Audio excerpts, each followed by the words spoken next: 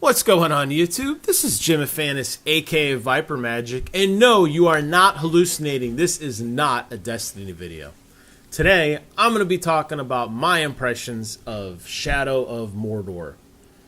This game kicks ass. Go, now that you already clicked play and I got the vote for, I got the credit for you watching my video, hell yeah.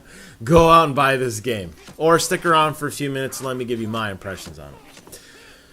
Shadow of Mordor is one of those games that I was following for a while. I saw it on E3 last year, but I couldn't really get a good gauge on it. And I always thought it was just going to be an Assassin's Creed type clone. This game could be so much farther from that, and it is really, really good. It borrows on some really good combat elements from the Batman series. It's obviously got a little bit of climbing from Assassin's Creed. There's a little bit of stealth in there. You got the open world combat. You got the open world exploration.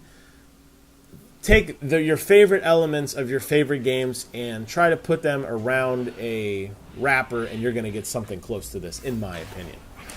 So one of the cool things about this game, and you're seeing it right now, is that everything is just so dynamic and everything's so spontaneous. So here I am walking around, and I'm like, oh, sweet, a cage. So I'm trying to figure out how to jump on this dude, and I'm like hitting him, and he's hurting me. He's tearing me up pretty good. And I was like, oh yeah, if I jump on the cage, I remember I have this ability unlocked, and poof, now suddenly I'm on this beast. And here I'm going to go around and just tear stuff up. And these Karagor things are awesome. You'll notice that there's some quick time events. They're staggered throughout the game. This is not like Rise, Son of Rome. So all you haters of, of that game, don't worry, you're not going to get that here. You do have some QTE on random elements. When you're fighting a boss and you're about to die, they'll give you a second wind type ability where you can go around and if you do a quick button press, you can get back into the fight. You actually get an ability later on that one of those down but not out type abilities, if executed properly, can result in an instant kill. So you could turn your luck around like that. So there's a few of those staggered around, but don't let that fool you. Combat is very tight and very fluid. One of the things I particularly like about combat in this game is that the way you parry and block is immediate. So if you're about to do a finisher on a guy and another guy comes up and he's about to hit you in the back of the head, you can immediately break that and counter. And the way that the graphics, how fluidly he counters abilities, it's so seamless. The only time I've ever noticed anything that looks a little odd is actually with the pet, which he's about to go away right now. But there's a few times that you can actually, when you control the pet, you can jump off and the pet will start auto-fighting on your behalf and you're fighting next to him. There's some clipping problems, but okay, big whoop. But other than that, boy, does it feel fluid and fresh. Everything's just so seamlessly, the way it breaks into a cutscene like this, and the way you're fighting, and the way you guys lock swords, and just jumping between enemy, kicking one away, and look at slashing that guy, and it's just like, whoa, real bang bang kind of stuff. Really, really cool. Which does bring me to one of my problems with the game, not related so much to combat, is that the guys you're fighting. So, look, I like a challenge, and I know eventually I'm going to be OP as hell, I'm going to one-shot everything, and I'm going to get bored. And hey, I like the fact that I'm in the middle of this camp and I'm going to get wrecked by a bunch of dudes. But let's be honest here. That's one of, there you go, boom. See that counter ability? Instant kill. How cool is that? The actual named Uruk captains that you fight, they're very dense. And I'm not saying dense in terms of dumb, although they are dumb, and you'll see that in a minute as well. I'm talking dense is in there a lot on the map. At one point, I was fighting 5 of them simultaneously. 5. It's a little too much. There's a little too many of them. I wish they'd be spread out a little bit more. And I like the fact that they may work in pairs and there may be strongholds where there's more than one, but there's got to be a way to spread that out. I don't know how to do that. I like the fact that there you go. Look, boom. That guy just got killed. Not that orc that I just stabbed in the face 5 times, but one of those bosses. What the hell? How did he die? Did he trip over the fire? It looks to me like he got hit by that fireball up against the tent and he blew himself up. That's my guess. I don't know. That is common, though. That is common where if you run away, a guy will kill himself, especially the range guys. So they need to tighten that up. And I'm sure they'll get around to fix it. There's going to be some patch coming out soon that's going to say, oh, crap, we screwed it up. But if you're having a hard time against the range boss, run away. You might get lucky. Anyways, I like the fact that it's open world and that you could be doing any one thing and it's not instanced and suddenly another thing can start happening. I was playing a little bit earlier and all of a sudden those Karagor dudes, about 6 of them, like a pack of wolves, came and just mowed me down in the middle of a boss fight. I'm like, what the hell is this? But you know what? It's that sense of dynamic, just you have no idea what's going to happen. That really brings a lot to this game. Gone are the days of going in an instance where everything around you is gone and you're in this little tiny area and there's, randomly populated guys that you're going to fight these guys and that's going to be it. There is a lot of randomness to this game. Obviously, the terrain isn't going to change, and some of the set pieces, like the fires and the wagons and that sort of thing, they don't go anywhere. But you know what? They do a really good job of making you feel immersed in this world, and I think that's awesome. Now, you noticed I just got my head cut off, or pretty much whacked open. That item that I dropped, I actually can go back and get later, so it's not lost. You do get an item every time you kill a boss or, captain, and the captains do elevate up. Here you go again, this dude who's killed me a zillion times at this point. Look at how high he is on the tier. He started on the bottom tier, by the way, guys, and then he worked his way up. So he's one of my nemesis, for sure. I do have all the information on him. He's just a tough son of a gun. So just after you die, enemies change, the world changes slightly. There is a passage of time in this game. There are dynamic weather elements, so you can die and suddenly be in the sun, and then die again and be in the rain. I did notice a few places where these open world games do hiccup, and this game unfortunately is no exception, where you'll be raining and then all of a sudden a cutscene, it's a bright sunny day. It's like, what the hell just happened? Hopefully they fix that. It does break the immersion a little bit. And considering that this is such a great immersive world, it's that kind of stuff that really needs to be cleaned up. But other than that, freaking spot on. Talked about the combat. The AI is a little goofy sometimes. You'll see again here. I'll do another exploit in a minute. You'll see something kind of funny here in a second. One of the drawbacks I have about this game is, as much as I love the progression and the fact that there's a rune system.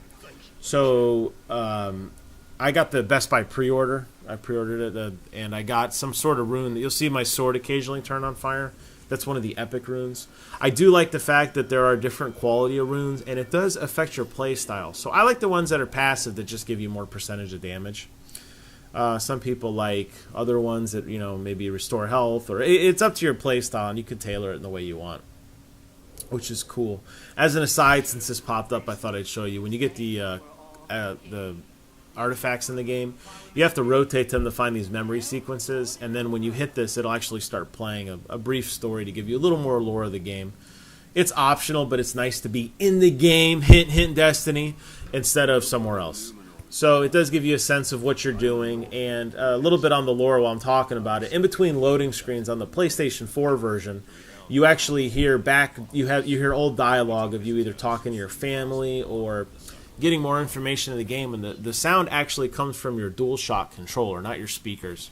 It's just a nice little touch. I know that I'm sure on the Xbox and the PC versions it just comes out of your speakers like normal, but it's a nice little thing to have.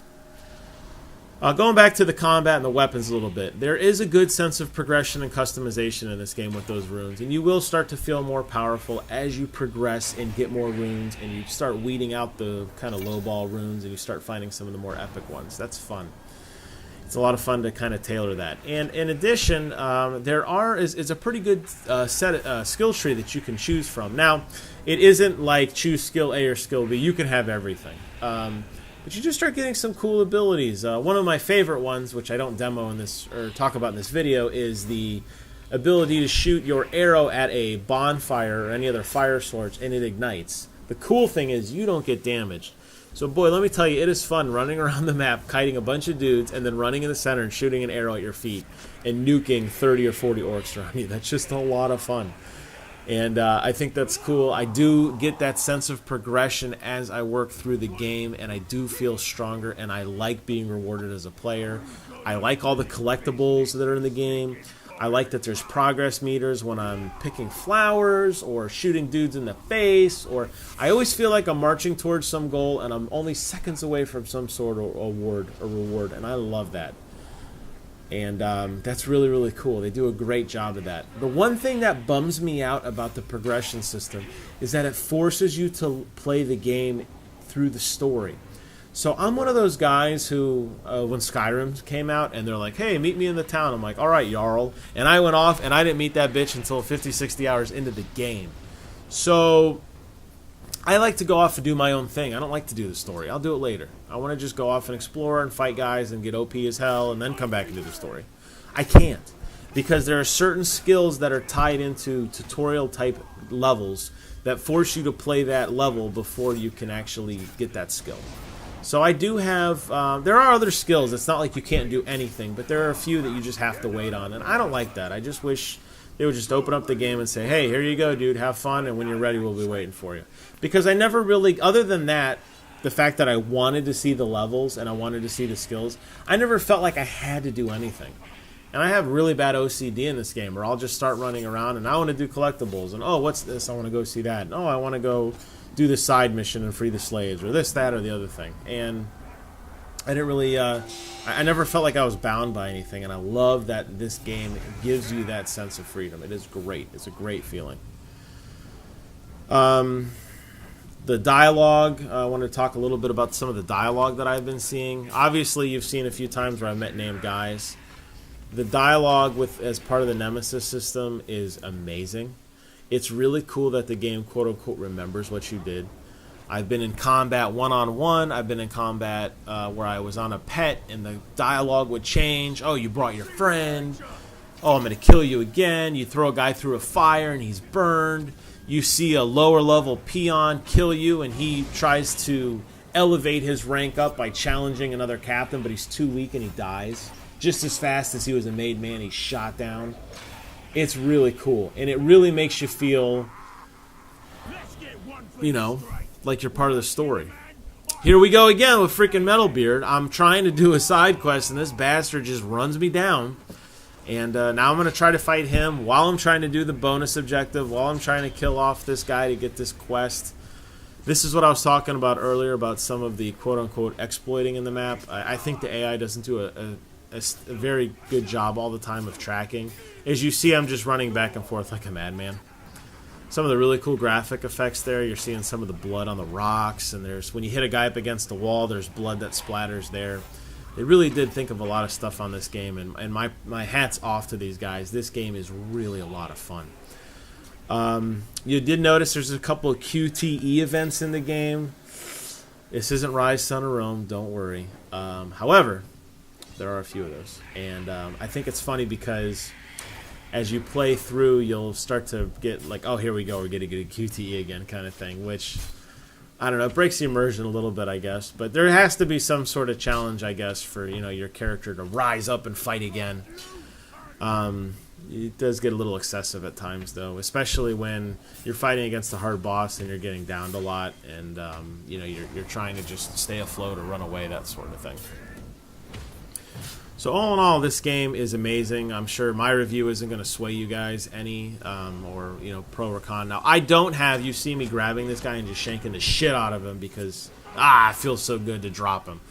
I don't have, I haven't progressed far enough in the ability to actually brand him and make him a loyal follower to me for later on. I'll get that quest later on, or that ability later on. That's tied in with a mission I haven't done yet. So I know I'm only experiencing a portion of the gameplay right now. I don't have that to show you guys. However, I can tell you that, you know, killing off a guy like that who has killed me so many times, it is very rewarding. For as much open world as there is, I understand the level has to be bound by a area. And you see on the bottom left, it keeps yelling at me I'm leaving the mission area. That's frustrating because you'll see a lot of bosses have a tendency to go stand off where they shouldn't. And it's hard to get at them. Well, that didn't matter. That dude shot me in the face with a flaming arrow. I'll get him another day. But anyways, that's my thoughts on the game. I love it. If you are a fan of open world, of RPG, of any kind of fantasy elements, this game is for you. I'm only scratching the surface on the video, and I'm going to be doing more of these as I get a little bit farther on. Show you some of the cooler things I've seen, some of the neater dialogue, and some of those epic battles that just unique to me, but I think everyone can share in the excitement when you just, you know, you take out a foe that's just been messing with your head. Anyways, thanks for watching, y'all. Comment, rate, subscribe, or do none of the above. that's okay too. Thanks for watching, and until then, I will see you guys on the other side.